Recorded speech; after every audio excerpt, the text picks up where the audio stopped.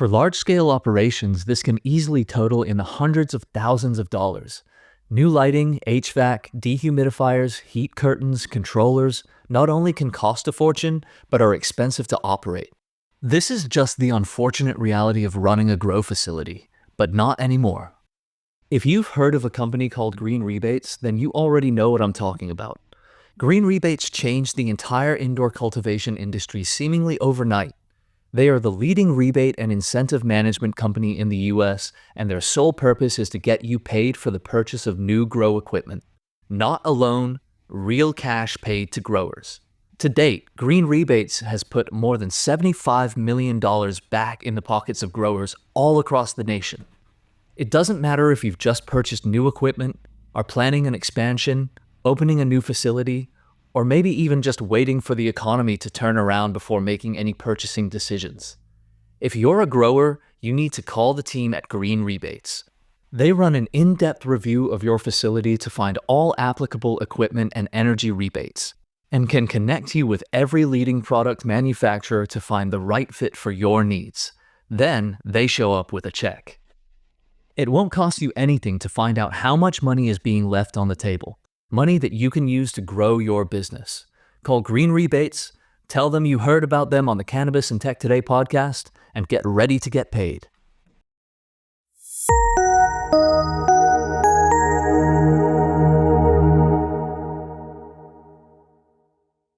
Welcome to another episode of Cannabis Tech Talks presented by Green Rebates, where industry innovation meets practical insight. I'm your host, Aaron Vaughn. With 420 fast approaching, today we're diving into what it really takes to prepare for the cannabis industry's biggest sales day of the year.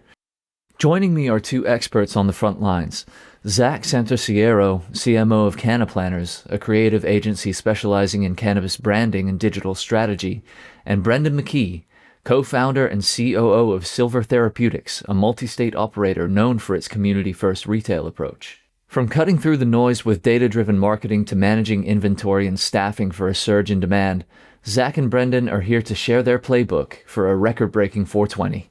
Let's get into it.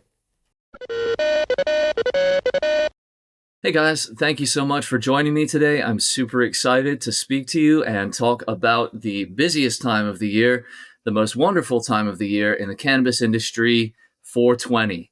So just to begin, what are some marketing strategies you have found most effective in driving traffic and sales leading up to 420?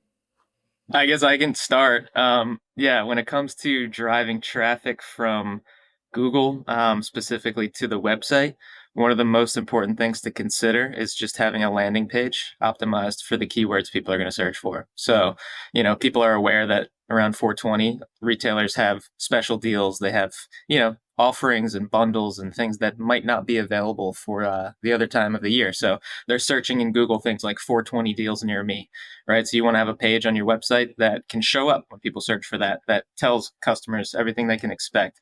So there's a lot that comes in line with that. You got to communicate effectively all of the deals. You got to make sure that, the people who are managing your website and going to build that landing page have enough lead time to know what to put on it, so that Google can effectively find it and serve it up around 420 when people ultimately search it. So there's a little bit of a planning strategy involved, but that's the simplest thing that you can do is just have a page on your website that gives people all the information. There's a lot more you can do, but that's probably the most low-hanging fruit opportunity.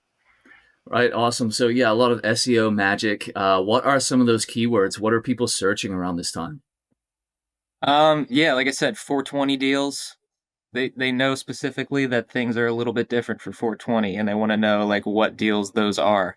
But separately than that, like the other keywords that people are searching throughout the year are just as, if not more important, around 422, like dispensary near me, for example. A lot more people are going to be searching that keyword in the week leading up to 420 and on 420. So you want to make sure you're optimized for all the regular stuff as well. It becomes a little bit more important during those times of increased volume. Right. And Brendan, from the dispensary side, what are you seeing around consumer behavior during 420? What are people looking for? Is it, is it smoking devices? Is it ancillary stuff? What is the big seller around 420? Yeah, I would say, really around and on 420, it's, you're seeing the same breakdown in terms of like category sales. You're just seeing more, it's just from a transactional standpoint. And in terms of, kind of how we push more people, to our stores, CannaPlanners is, they're our go-to, right? Whether it's through email, through SMS, through SEO. So, we have those pages built. We have them built in advance. Like we've been planning for this for months. And in terms of like in-store incentives, yeah, we actually do leverage, smoking devices like Puffcos, as incentives, spend up to X and, get a raffle ticket to win a Puffco or something like that. Or, obviously try to have all sorts of awesome apparel available, for folks that spend up to X and, to also, of course, win some. I think something that we've had a lot of success with, again, that CannaPlanners manages is our loyalty program, and really building that over the last, 6, 8 months, and being able to, communicate with those folks, leading up to 420 and our 420. It's going to be huge for us this year. So yeah, there's a lot of different things, we do. But and as Zach mentioned, like, yeah, there's a lot of folks out there that maybe they've never even been to your store. But if they're going to put in, dispensary near me or 420 deals, and you rank for those really well, it's just, you're going to win on, come 420. So it's, yeah, a lot of different things that we do. And we're super excited for this year. Yeah, awesome. Yeah, I think it's going to be a big 420. How do you anticipate this year being compared to previous years? Yeah, I guess it's a that's a kind of loaded question because I think it depends on the market that you're talking about, right? Like with markets that have existed for several years at this point, you're seeing something a lot different than brand new markets that have just opened up. I think the novelty of 420 tends to wear off a little bit after a few years. So operators kind of have to do things differently in order to continue to cut through the noise, right? So you always have to be like, we're not really reinventing the wheel here. Like it's a holiday where you're seeing increased retail volume. So any way to capture that is something that you have to do. So, after a few years of that novelty wearing off, you might need to think outside the box. You might need to look at what other industries tend to do during these high volume holidays and kind of adapt those strategies and bring them to your industry. One thing specifically to keep in mind is what Brendan mentioned. Like, you might be seeing a lot of customers that, one, you've never seen before, or two, haven't been to your store in a long time, right? So that introduces a new opportunity to get those customers into your loyalty program, to turn them into returning customers, to re-engage them if they're a lost customer that hasn't been in a while. So a lot of it is like thinking about 420 as an opportunity for the season after 420, as well as capitalizing on 420 itself. Right, right, absolutely. So, yeah, I think Brendan, you mentioned, SEO and email and SMS campaigns. So, could either of you share some examples of successful SEO, paid ads, or email or SMS campaigns tailored for the 420 audience?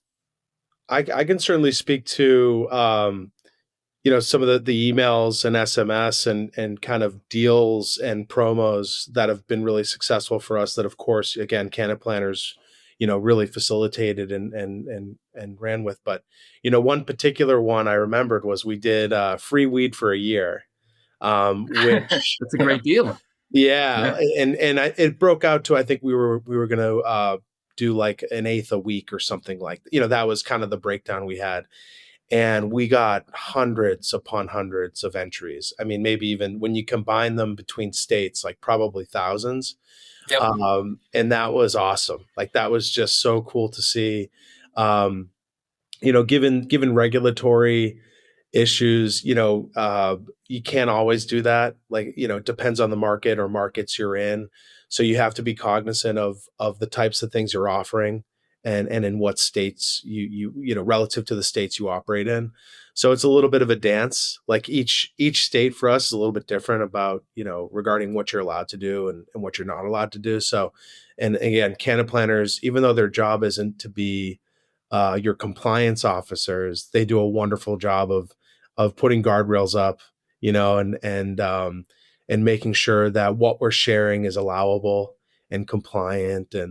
But yeah, it's just, Zach mentioned it, right? Like, there's more mature markets out there. There's newer markets out there.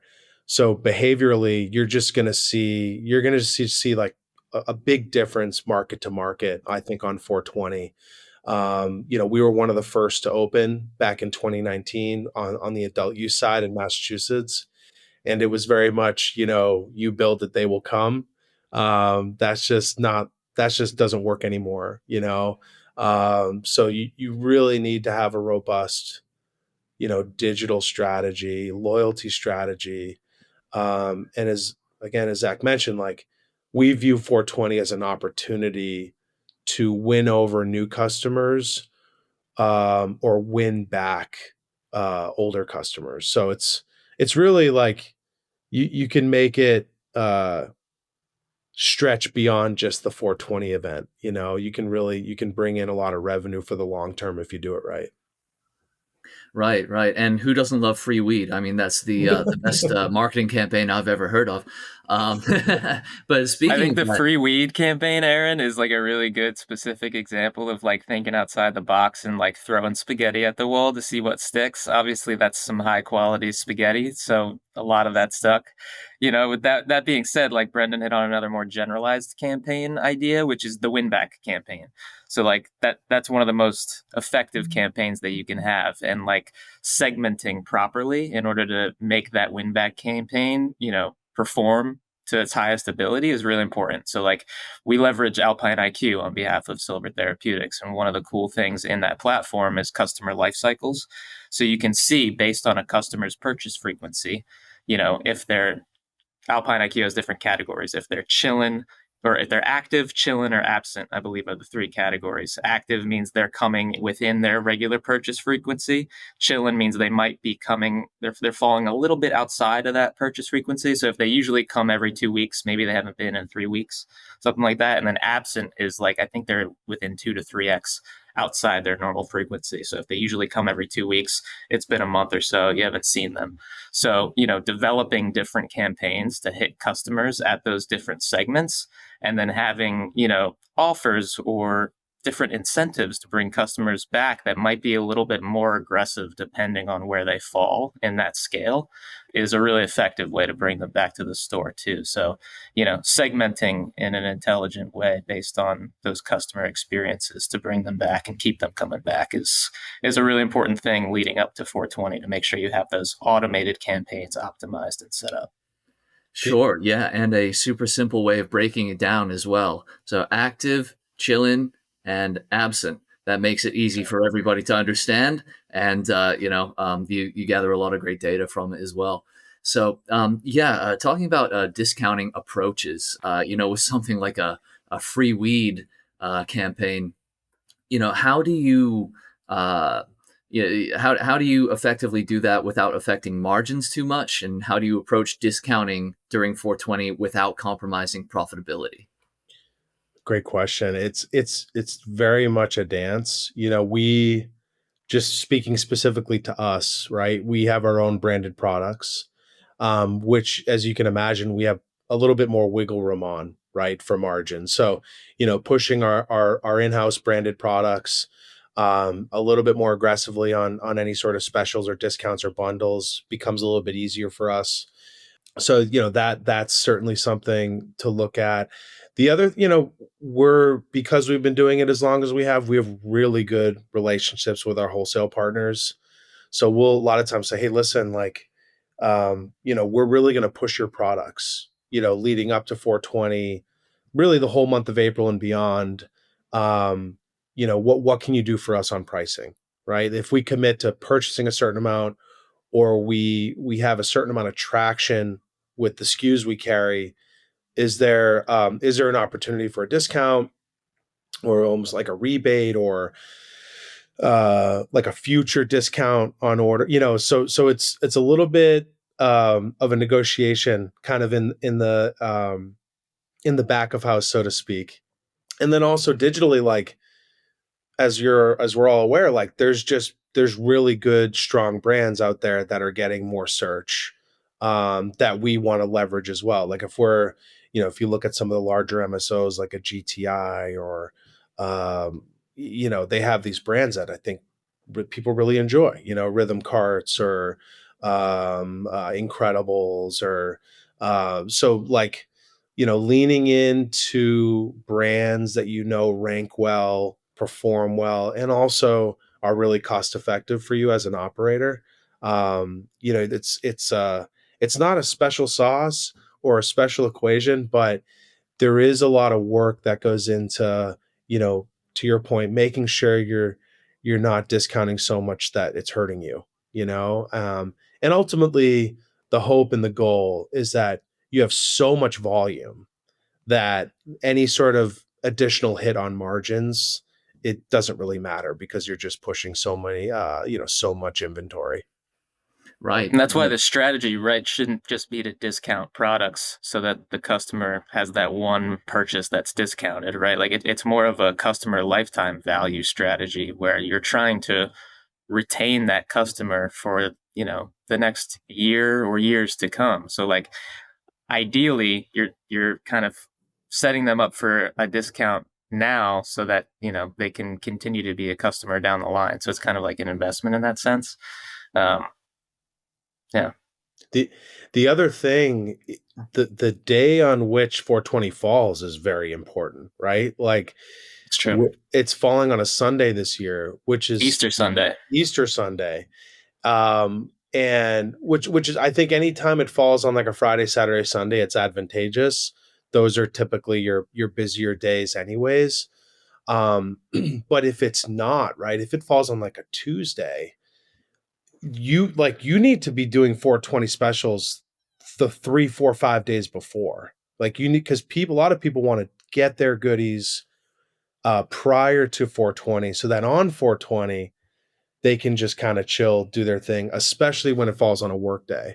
So like we really put a lot of thought into um, how we roll things out in terms of deals, specials, bundles, promos, all that stuff relative to the day on which the day of the week it falls on. I think it's critical to not just do it on 420. I think you got to do it, as much as a week prior leading up to the events. Yeah, I'll be honest. Some of our biggest days are like the 418s, the 419s, not the 420s. Nobody wants to be waiting in line at the dispensary on 420. Of Exactly, course. exactly. So it takes a lot of prep. And again, I mean, like I can't speak highly enough of Zach and his team and what they do for us to make sure we're prepared because it's a lot of work. We've been preparing for 420 since like December. Yeah, Yeah. in a lot of ways. Yeah. Well, I'll say vice versa because like it requires really effective communication on both ends. Like Brendan, your team is always very on top of it in terms of knowing what inventory you have and what deals you want to run. And, all of the managers of each different retail is very organized in that sense. And that helps us immensely, because if you're hitting up your marketing team that's supposed to build you email campaigns 12 or 24 hours before it's going to go out, obviously that makes everybody's lives a lot more difficult and you're not going to basically get the outcome that you want. So, yeah, that's hugely important. Yeah, absolutely. So at Silver Therapeutics, when do you start those deals? I mean, I know you talked about, 418, 419, 420. When do you think is the optimal time to start those deals for 420? Yeah, anywhere between like 7 to 5-ish days before. We do our best to make sure that any sort of aging inventory is really limited and mitigated. But as an example, like if we just have some products that are maybe set to expire in 5 or 6 months, we'll push those out and say, hey, we want to make room for newer, fresher inventory, and yeah, we'll take a little bit of a hit on it, but that's okay. It's I our goal, regardless of holidays, regardless of 420, like we want to make sure we're providing the highest quality products at the best prices at all times.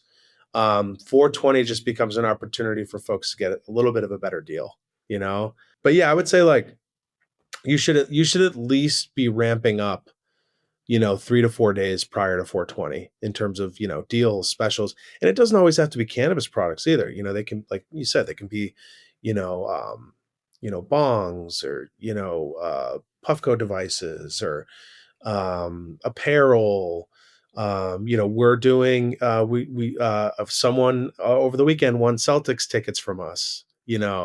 Like there's other ways to build momentum, going into 420. Share what the schedule is for 420 at each location. Like, what kind of food trucks are you having? Um, what kind of vendors are going to be there? Are you going to have live music? Our Are you local partnering with other local businesses where maybe Yes, there's a little bit of a deal where if you shop at the dispensary, you can get a little something else somewhere else? Like, it doesn't always have to be about discounting your own products too, right? totally. So I'm so glad you brought that up. For example, in Portland, we have a store in Old Port in Portland, Maine, which is a great, great, beautiful city, tons of awesome restaurants and bars. And so we're sponsoring a couple concerts the night before that Saturday. And everyone in attendance is going to get like a card that allows them to go in on 420 to get like a penny pre-roll and just yeah, just really fun, unique ways to drive traffic to your stores through, as Zach mentioned, other local businesses that are non-cannabis related, right? Like, people love coffee and cannabis. People, like, particularly in New England, like, if you're smoking cannabis, if you're consuming cannabis, chances are you probably like, a nice local IPA or, some wine or, there's just awesome combinations that go with cannabis. So being able to like hit on those and leverage those in other businesses, other local businesses, it's huge.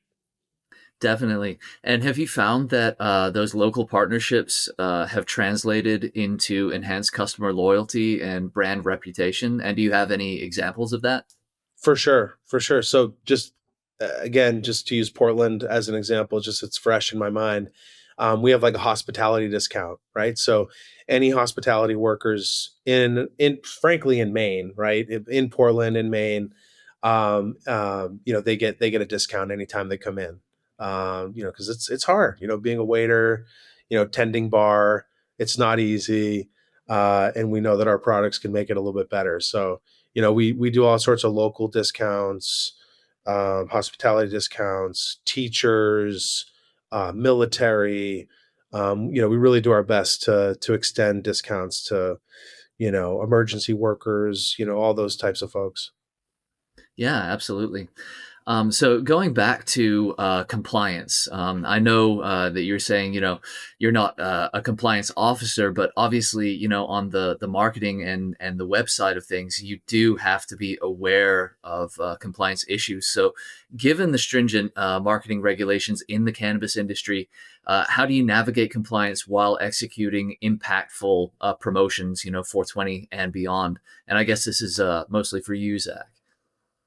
Yeah, we rely on our clients to be the compliance experts in their own markets, but our job is to have those conversations ahead of time, you know? We're not lawyers by any means, but we want to make sure that anything we do isn't going to get our clients in trouble. So it's just about, having those conversations and knowing what we can and can't do, um, and preparing for it. So I would say there's no like strategies involved or anything. It's just like knowing what you can and can't do. Right, right, absolutely. Are you able to give us any sort of tricks of the trade when it comes to online marketing of how you're able to better market the products and get around shadow banning and throttling on social media? No, I don't think there are any tricks to the trade, unfortunately. I think that's the trick to the trade is like it just is what it is, like you should be prepared for your Instagram to get taken down, right? Like that's why email lists are so huge. We actually were doing Google ads for dispensaries for a while. We were doing it with Silver Therapeutics, but we shut that whole program down because it's against Google's regulations. Like there are loopholes. You can build clean landing pages that don't say the word weed or cannabis, but at the end of the day, you're still breaking Google's guidelines and regulations. And when you rely on Google for not only your organic traffic through your Google business profile and your website through Google search, but also for your email domain health, Like these are the lifeblood of your customer acquisition and retention strategies as a retail dispensary. So don't mess with Google is what I'm going to say. Um, that's what I recommend because we've dealt with a million different suspended profiles with Google Business, and it's the worst thing in the world. So to kind of think about that potentially being exaggerated when you're breaking Google's guidelines and you actually having a manual penalty put against you, or your email domain health being affected to the point that you're not being delivered to inboxes and you end up in spam, like that's the stuff that I worry about. So, pay attention to those regulations because they're separate from local regulations. There's also larger federal ones. And same thing goes for like Facebook and Instagram. Like technically you can find a way to pay for ads on Meta, right? But it's against their regulations. So if they find out, all of your organic profiles are going to get shut down. I'm not saying it's not worth it, right? But if that's what you're going to do, you better have contingencies. Yeah, solid advice. Thank you. Yeah, and just to wrap up, let's talk a little bit about consumer preferences. So, how have you observed shifts in consumer behavior or preferences around 420 and just in general in the last couple of years? I know that you said, Brendan, that the categories tend to stay the same as far as what people are buying. It's just kind of more on each of those. But have you noticed like a shift in general in behavior or preferences? Yeah, absolutely. I think flour and pre-rolls, they still kind of reign supreme. They're and if anything, I think pre-rolls, and particularly like smaller pre-rolls, have become incredibly popular. I don't know if it was COVID, and people didn't want to start, they didn't want to share those grammars. But just like that, like Dog walkers, yeah, right? dog walkers, and the half grammars or the 0.3 grammars, people really love those now. In terms of, I think we're still seeing beverages come up. In Massachusetts, or rather in New England, they tend to be kind of seasonal. We definitely see beverages ramp up in the warmer months, spring and summer. Um, and the brands that do beverages, they've gotten pretty smart about what they offer seasonally. So you'll see like different blends for spring and summer, and then fall starts to hit and you'll get like some pumpkin stuff go. You know what I mean? Like they're getting pretty savvy, similar to what what beer companies do. I would say like edibles wise, there's definitely been a drop in demand for chocolate. I think gummies are way outpacing chocolates at this point. Um, and then we're continuing to see demand for vapes. Like as a category, vapes continue to grow. In some cases, they represent like 20+% of our sales. At certain stores. So, you're looking at like a 16 to 20+% of total sales in vapes. And I think it's because, there was, I don't know if you remember, but there was like a vape ban in Massachusetts several years ago that really crushed us. And then over time, I think the trust factor was earned back. And vapes are just wonderful. They're discreet. In the states we operate in, of course, they're lab tested and they're safe. I love vapes. And so yeah, vapes continue to get popular. Things like topicals and tinctures, I think they're kind of just staying the same. Yeah, I'd love to hear Zach talk about it though. He obviously has access to all sorts of data and across clients. So, but that's for us. That's kind of what we've seen happen over the last several years. Yeah, I was pretty much going to say all the same stuff. The only thing I'll add is that, like, similar to what I was saying earlier, depends a lot on how long the market has existed as well. Because like, there's certain markets that have existed for longer, and those novelties kind of wear off, whereas in others they're still there. Like I'm thinking about the Canagar and the Moon Rocks, and like the things that if you're black market weed dealer had in high school, you would be like, whoa, what the hell is that? Like that kind of stuff is a little bit more enticing when recreational cannabis is newer, right? There's some other things that are interesting that I've seen on the West Coast that haven't made it to the East Coast as far as I'm concerned yet, like a sorbet I'm really interested in, like a THC infused, like nice ice cream type of product. That would be great if that could make it over here to the East Coast. But outside of that, like market restraints are very interesting. Like I know in Vermont, for example, we don't allow disposables. So the only vape option that you have are cartridges, right? And a lot of Okay. people don't have a battery; they don't want to buy a battery, so that could have an impact. Similarly, like concentrates in Vermont, there's a cap on THC percentage, right? So if you're a producer, like maybe you don't want to figure out how to produce a concentrate that's capped at 65%, right? So those things are going to be different state to state. Right, right, absolutely. And the products will just continue to become more innovative over time. And like you said, some of them will be fads and some of them will be here to stay. Things like vapes look like they're here to stay. Beverages look like they're on the way up and will Beverages continue. is an interesting one, Aaron, because like I would expect it to be a larger category. I've read something on LinkedIn. Somebody was calling out that in Massachusetts, it's only like 2% of sales market wide, and that hasn't really changed or grown in any aspect. So I don't know what it is about beverages. Maybe it's difficult to like display them in store, or people don't get it. I think it's also a way different high than like smoking a joint, which some people like, some people don't. So it's an intriguing one. I'd love to see the beverage market grow. Yeah, Sure. just to speak on that as an operator, beverages are difficult. Getting them delivered, taking them in, storing them. Um, and if there's no traction on them, they're just they're sitting there. They're taking up a lot of room in your vault. Yeah, they're challenging. Like in mass, I think also like a few product manufacturers that used to do them, they just no longer exist anymore. So I think there's been a little bit of a consolidation in terms of the beverages that are manufactured and offered in Massachusetts. So, I'm actually surprised. I thought it would have been closer to like 5%, but hearing that it's at 2%, that's wild. I mean, yeah, I think it's a reflection of some of the challenges beverages have for operators. And again, just seasonally, like in the middle of winter, like I'm probably not going to go for a crispy cold weed beverage. Like it's just not my thing. So yeah, it's just different.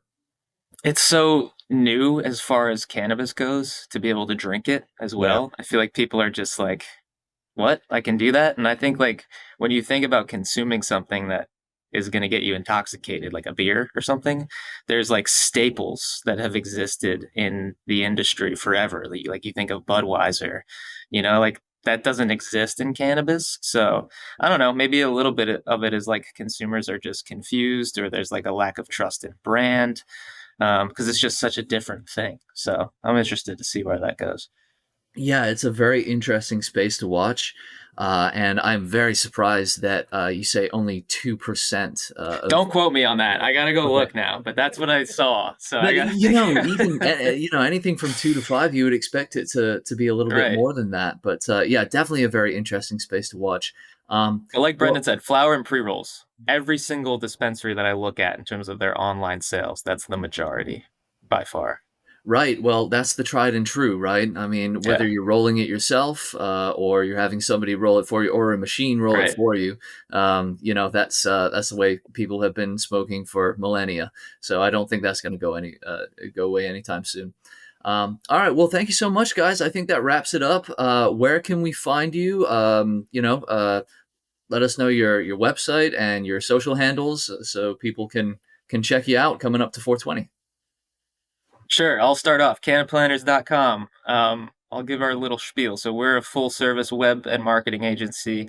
We do brand identities, logos, product packaging design, web development, web design, SEO, email and SMS, retention marketing services. So whatever you need, hit us up. You can find us on CannaPlanners.com or at CannaPlanners on Instagram or LinkedIn. We're on all the socials.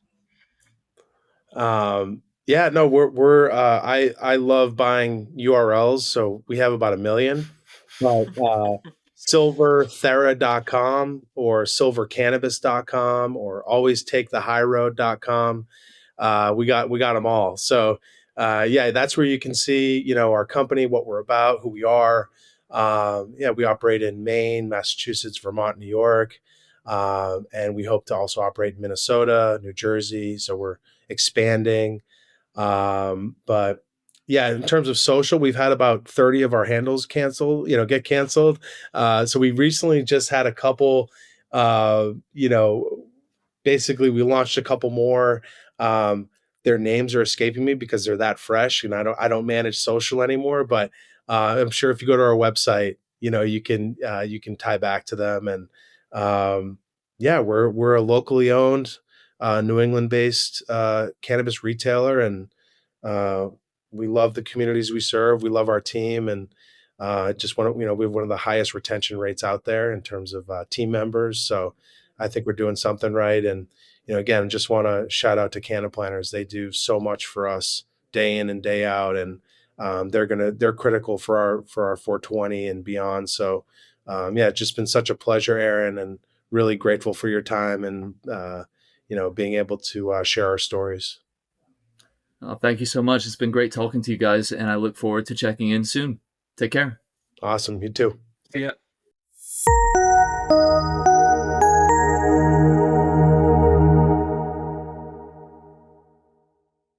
If you're in cannabis cultivation, you need to see what XR Pure's XR16 can do. This system is a game changer, a cold process, chemical-free way to keep your flower clean without affecting potency or terpenes. Using X-ray decontamination, it eliminates mold and bacteria without heat or harsh treatments. Just pure, uncontaminated cannabis that meets compliance every time. With recalls on the rise, protecting your product isn't just smart, it's survival. XR Pure is making that easier than ever. Check them out at xrpure.com and see how the XR16 is helping brands stay ahead of the curve.